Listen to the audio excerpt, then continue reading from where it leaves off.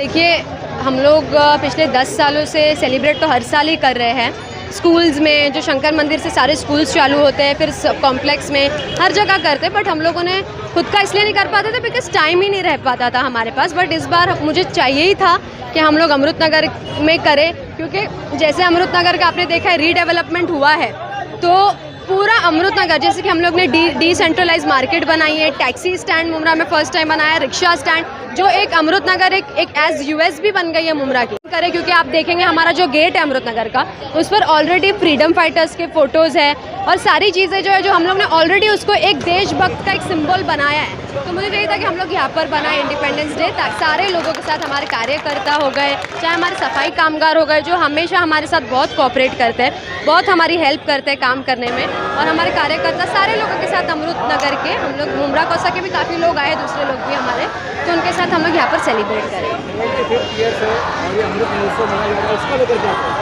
75 अभी साल के साल तो ऑफकोर्स आते आते जाएंगे, बट आई जस्ट होप कि विथ ईयर्स इंडिया आगे बढ़े।